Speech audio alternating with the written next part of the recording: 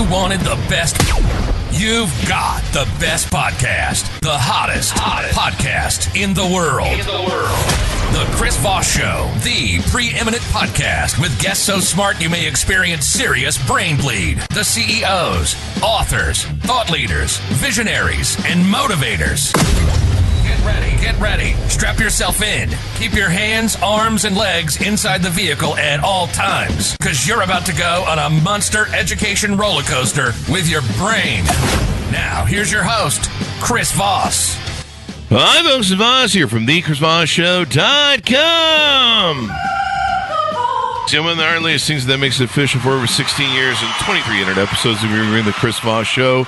And boy, is my back tired from carrying this show for all these years, but we do it as a labor of love and education, and we just love the fact that it enlightens the world and improves so much people. You know, I remember back in 2020, during the COVID crisis, we changed the format of the show to invite all these amazing authors and people on the show, and it was because we decided that we saw a post where it says, you know, in dark times like this, you do one of two things. You either find a lifter or you be a lifter. And we made a decision to be a lifter with the Chris Voss Show and invite amazing people on the show to talk about their lives. And that's what we do. There's some people that are trolls and they tear people down. We try and lift people up. So today we have an amazing author on the show. We'll get into his details. In the meantime, go to goodreads.com/Chris Voss, LinkedIn.com/Chris Voss, Chris Voss1 on the TikTokity, and all those crazy places on the internet. Opinions expressed by guests on the podcast are solely their own and do not necessarily reflect the opinions of the host or the Chris Voss Show. Some guests of the show may be advertising on the podcast, but it is not an endorsement or review of any kind. Today we have Deepak Parashar on the show with us today. His newest book came out February 2nd, 2024, called Life, the Spiritual Essence, an engineer's insights into the integrated nature of divinity. Welcome to the show, Deepak. How are you? Thank you, Chris, for having me on. And namaste, and a big namaste to all our friends out there. Namaste. Did I get your name correct in the edit there? Deepak Parashar is good. There we go. You know, you've done a lot of amazing things in your life. You were a seasoned energy industry veteran of over 34 years, extensive experience leading cross-functional teams on global power plant initiatives. You had a chance meeting with the Dalai Lama in 2019, along with two transformative events that sparked 14 years of spiritual research touching 38 countries and how energy connects the existence of all auspices of divinity. So we're going to learn a lot today. So welcome to the show. Give us any .coms. Where do you want people to find you on the interweb, sir? So, Chris, I'm on primarily on LinkedIn, coming obviously from the energy industry. I also have a handle on Facebook, Instagram, Threads, and also on X. Incidentally, I have a doppelganger he's also called Deepak Parashar. He's based in the UK. And we kind of look similar to, if I may, can I just briefly tell you that story? Sure. It's a pretty interesting one. It's a very cool story and it's all right. So what happened was that I'd say this goes back to about 2007 or 2008. And my wife was at a party here. And this lady came up to her and said, "Oh, Rina, I didn't know that your husband is a professor." And she said, "What are you talking about? This guy runs around, all across the globe leading these large power initiatives. He doesn't have a time. He's not a..." And she says, No, there's a Professor Deepak Parashar, and I found him on the internet. And so my son went and researched, and he sent me the link, and I opened it up, and I see another Deepak Parashar there, and he looks remarkably like me. It was kind of similar. Being the enthusiastic, inquisitive type, I just couldn't let go, Chris. So what I did was, at the time, I did not wear glasses, but he wore glasses. So what I did was I took a picture of myself, and I borrowed my wife's glasses, and I sort of tilted my head the way he had his, and I put the two pictures together, and I sent it to him because, he's in academia. Yeah, so I found his email. So he writes back. And he says, "This is stunning." And he says, "I sent the picture to my parents in Delhi and they freaked out too." So now as I'm starting to get to know him, he's in the UK, I'm based in the US. And as we got to know each other. We're both the same birth sign, both are Aquarian. Really? Yes. And then not only that, we had also frequented the same cities, at the same time. So, for example, when he was based in Swansea, UK, I was going there on a power project, and I had 20 trips and 20 months over there. And we were talking about the same supermarkets that we went to, but we never once connected until this happened. So, it was just such an intriguing story, and you hear about these things, but there it is. When I went to India, I went over to meet his parents, and it was one of those magnificent moments in life, Chris, because what happened was I entered and his father greeted us. My dad had come along with me, and I turned to the right, and his mother was, she was preparing some snacks for us. And, Chris, when you see a person like just completely lose all balance, and she fell over the kitchen counter, burst into tears, came over and hugged me, and then she was telling her husband, she says, on a scale of 9 to 10, they are, they're that similar. And, moms always know. So finally I caught up with him. And, the other thing was that he was always the academic. He was, and I was the sports guy, martial arts, cricket. I never studied. But when I did, my favorite subject was mathematics. Now, he is a PhD in mathematics. He's currently at the Alan Turing Institute at the University of Warwick.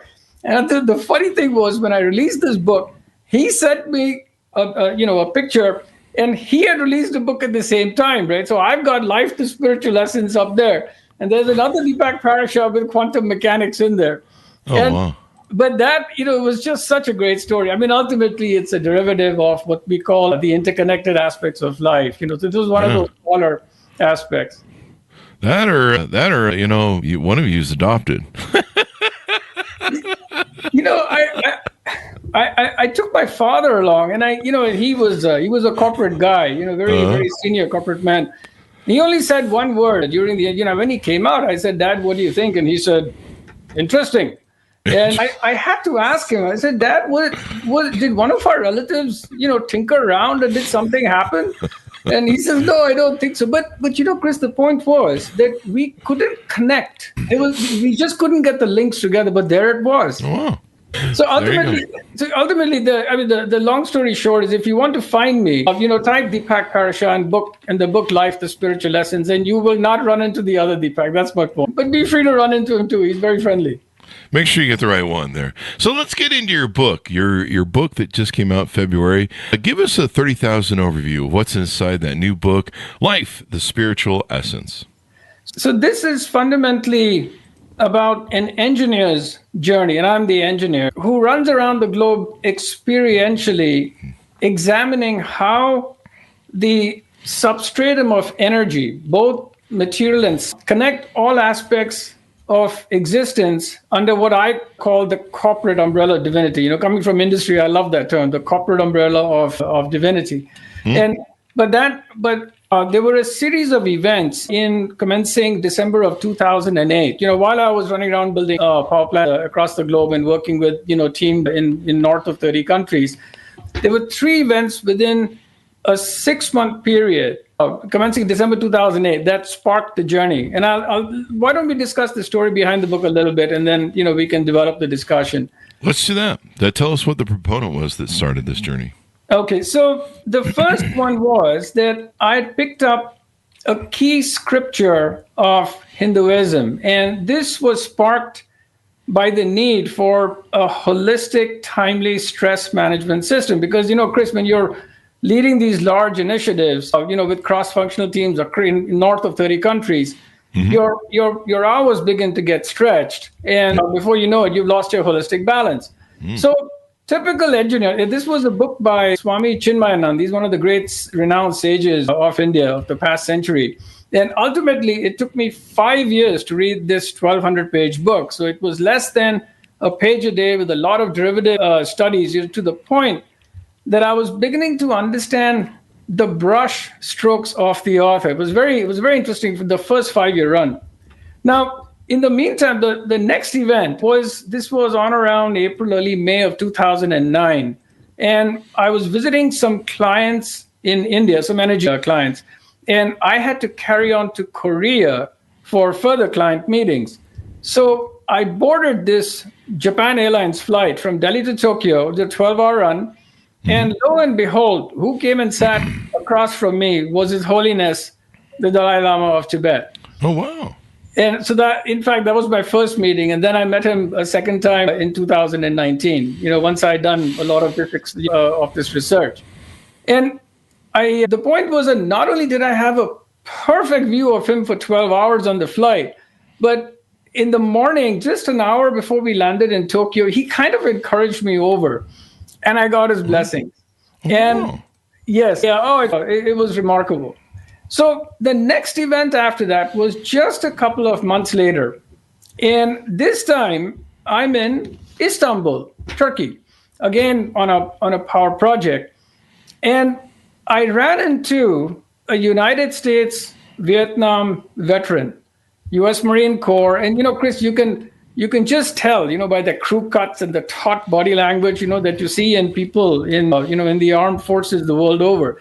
But there was something more about this guy, and I said, let me get to know him a little bit better. So I did. And before you know it, I noticed that he was exhibiting some powers that one would typically associate with our traditional holy men and women the world over, or as a minimum, people, you hear about stories about these great martial arts practitioners in the Far East, like Silhat or Qigong, where through the powers of the mind, they can transmute subtle energies into a material force. And this experience with them was very tangible. And that sparked the engineer up in me. And so when I sat back and when I thought about the three events that had taken place, picking up running into His Holiness, and then, and then here's this Vietnam veteran who was shooting some energy at me. I had this intuition that these three events are somehow interlinked. And they were also experiential in nature. Chris, it's one thing, you hear about, you're watching a TV program and, there's His Holiness. I mean, there he is, 15 feet away from you for 12 hours and you get his blessings. And next thing you've got a Vietnam veteran shooting energy at you. So at this point, a mandate got formed in my mind that I was going to go and sort this out. There was something going on. They were experiential in nature. And the word divinity seemed to emanate from each of the events. Oh, wow. And at this point, Chris, looking back on it, it was almost like a lid got blown off my mind. And if there were any cuffs or any reservations that I had, they came off. And I tell you, Chris, in retrospect, when you have a basic humility and a gratefulness for what you have, and you couple that with extraordinary situational awareness, and this is a very fine art, because when you're running in projects that deal in multi-billions, you have to be on top of it all the time. Time is money, profit equals cash. You're always on the go. There's just no stopping. So you have to have this awareness about you. And when you take these three elements and you reinforce it with a natural curiosity, the universe suddenly opens up some very, very unique corridors of wisdom. And so at this point, that sparked my journey. And I said, and for the next 14 years, it was actually 12 years of act search, and then somewhere between 2 to 3 years of, collecting all the insights leading up into the book. But, I had this massive info coming at me, nature, people, places, cultures, science and spirituality, metaphysics, 15 religions, philosophies, you name it. It was all coming at me, and I had to sort this out, delineate the information, and put it into something that I could understand. Yeah. And so you did that in the book. Yes, that's what led ultimately into the book. But it basically just started out as a dossier of information, because I was so intrigued, with what was going on. And ultimately, when I look back on it, on top of working 70, 80 hours a week, I actually began to clean up my act. And I actually added on probably somewhere between 25 to 30 additional hours a week of just where I was doing pure research, while, but experientially once again. And so some examples of the travels, Chris, whether I was in downtown Montevideo in Uruguay, in Latin America, and I ran smack into the Uruguay Carnival, just like the Brazilian one that they do in Rio. But here I am, milling around amongst the dancers, and they're getting ready, and you're seeing the rhythm of these people. And, in fact, later on, I found that dance and rhythm and music are considered divine arts in various multiple philosophies, across the globe. So, you're carrying on and then on into the cacao farms of Ecuador, where you're now seeing chocolate at the pod level. And, and I met families, like 30 of them, where they were thriving in nature. And it's really interesting that the gentleman who took me around, he said that people here live on to the age of 100. And I think that's the point, because they imbibe the beauty of nature within them.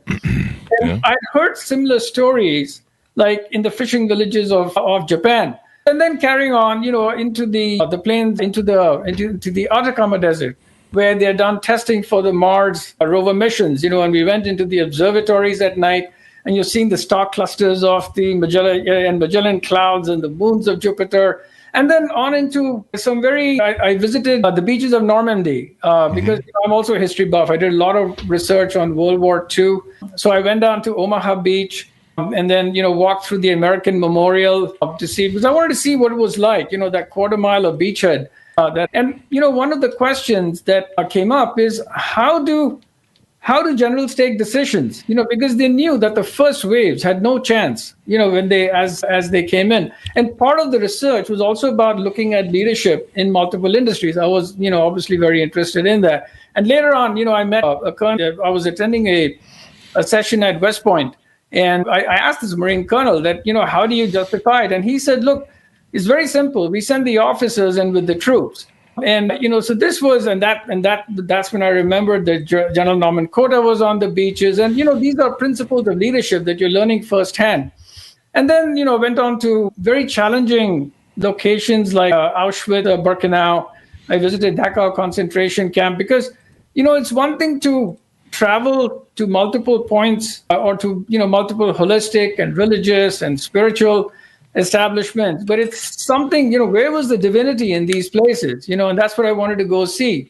So they were, very challenging. And then on, carrying on into, I even visited the Cu Chi tunnels of Vietnam, which was another experience unto itself.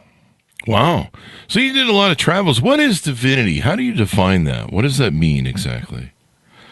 Divinity is where you begin to, first of all, recognize that you are the essence of an energetic connected system in increasing layers of purity, guided by some form of divine intelligence.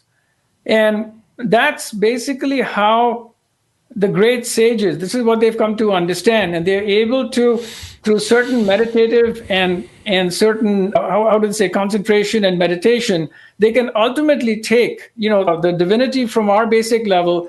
They're able to control energies and able to transmute their body into what they call a light phenomenon, to be able to get from the material plane into the subtler, and then on into what they call the causal, eventually getting to the highest levels, even to the point that they can come back to help others at will. So you talk in the book about several different things. Let's pull this up that I wanted to discuss. You talk about the 6 triggers of holistic daily stuff. Tell us about what those trigger points are, the 6 trigger points. Yes. Before that, Chris, let me tell you about some of, and I'll work right into the 6 trigger points. But let me tell you a little bit about the people that showed up to help. Mm-hmm. So during the course of the 14 years, I would estimate that probably north of 100 people showed up, from the extraordinarily poor to the, to the affluent, to leaders, people from all walks of life. And this is one of those things that when, don't ever be shy to ask people for help. So whether it was through planned or chance encounters, the help was always available. Specifically on the 6 trigger points, actually, it's great that you brought that up. I had done a lot of research, over 7 years of testing and then 7 years of trials, basically from all the research that I put together, I'd come up with what you call a holistic energetic chart for daily improvement. And the way it works is I split the mind up into 6 action-oriented quadrants. And what I do, it's about 25 cumulative points.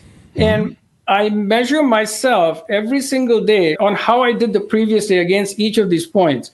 And the beauty of it is it's not just the individual points, but it's also the combination of these of how they work. So the 6 triggers, just for the listeners, the first box is about how at any given time you're always pointing towards purity as opposed to dullness in your life. This is your fundamental daily challenge. The next box is all about how you transform work into worship. So, for example, if you look at the tennis star Roger Federer, look at, this is a warrior monk in action, right? How he's able to, his deadly focus. The third box is all about an inner silence or dynamic quietude. How do you maintain that at any given moment? And the point is that, if you look at people or if you look at the special forces, you see how they've quietened down their dynamic energy to operate in the most efficient manner. Then the next box is all about the interconnectedness of life. So even a simple example of that, Chris, is if you once start saying to yourself that, look, we are all part of a larger interconnected system in play. What happens is you stop being jealous. You start to actually cheer for the success of others. And then as you get on into the higher echelons of what I call the eye of wisdom, where you are now a very dynamic, cheerful force to be reckoned with, and then you progressively begin to understand how to transcend your personal fears. So that's how the 6 box chart works. Now, what happened was, I was watching a program called Executing Evil, the Ben Ferencz story.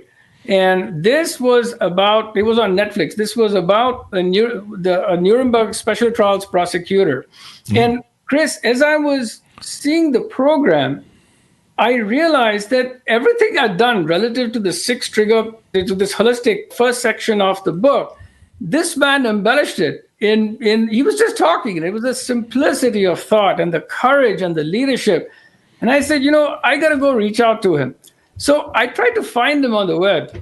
And before you know it, 3 days later, the phone rings.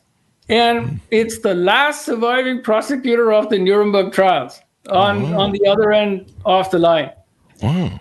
And it was one of, I rate that possibly in my top 3 discussions globally in all my travels.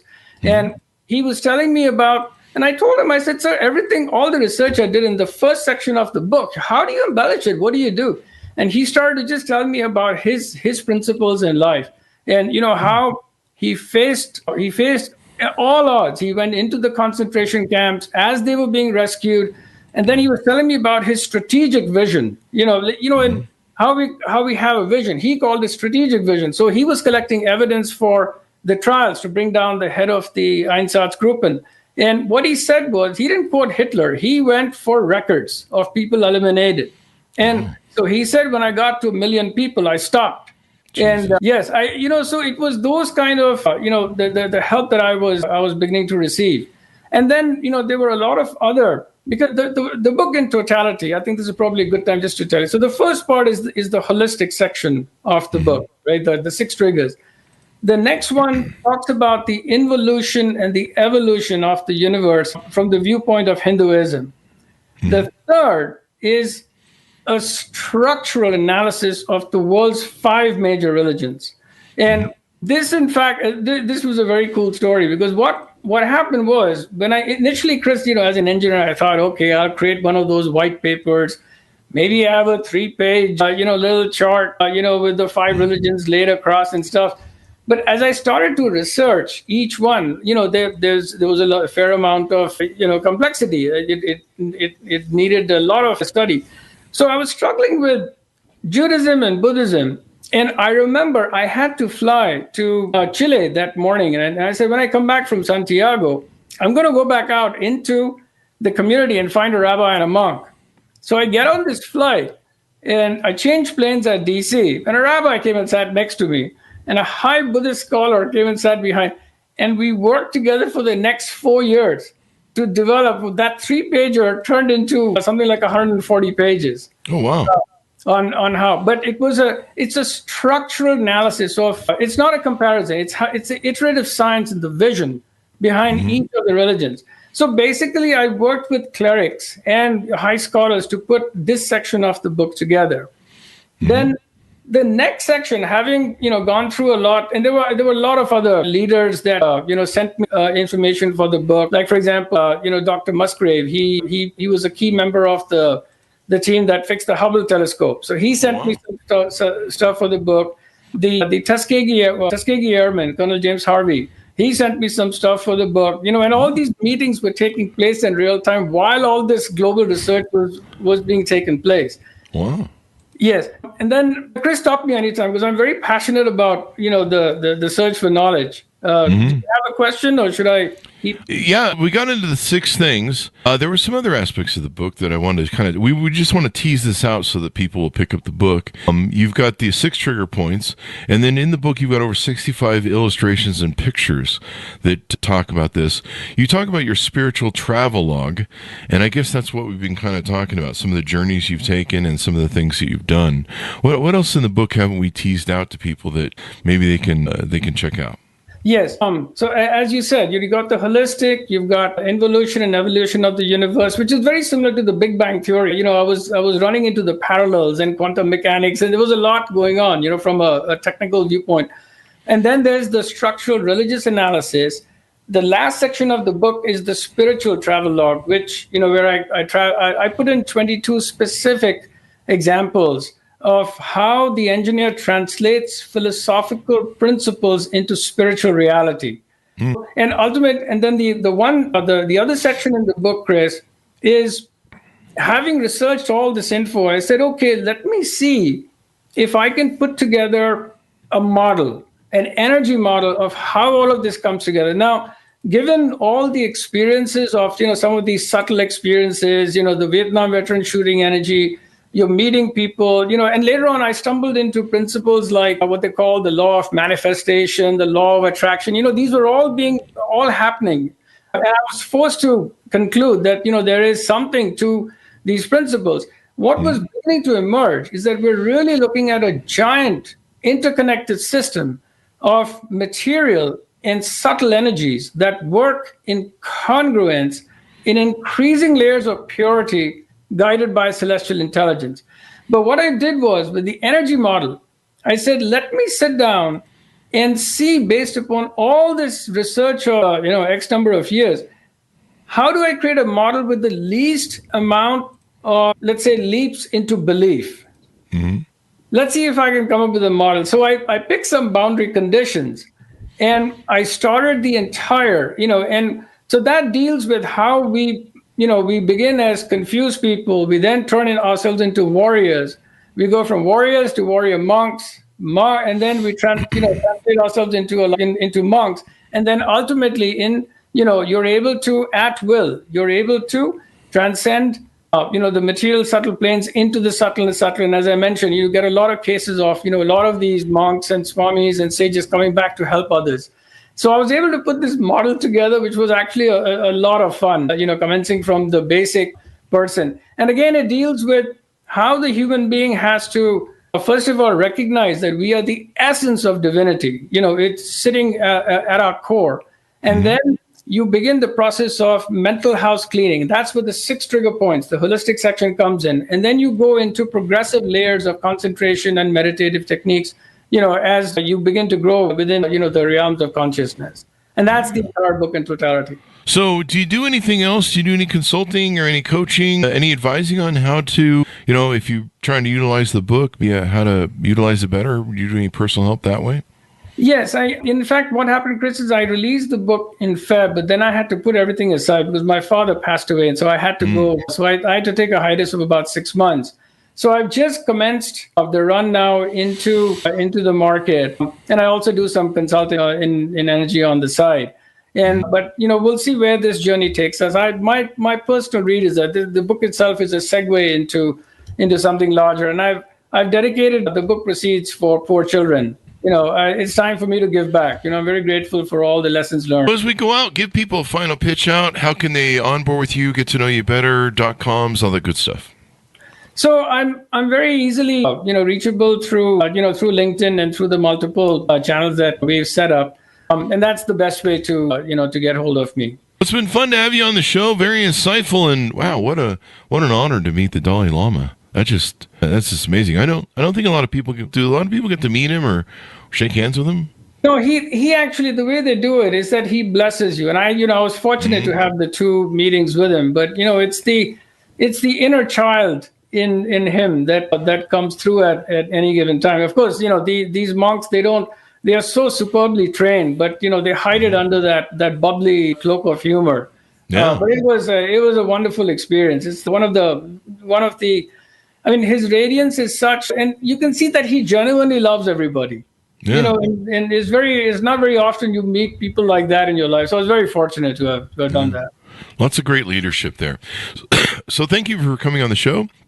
Folks, order up the book wherever fine books are sold. Excuse me. Life, the Essence.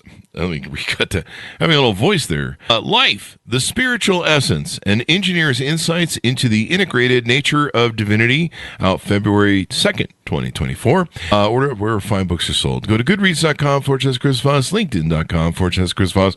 Chris Voss won the TikTok and all those crazy places on the internet. Be good to each other. Stay safe. We'll see you next time.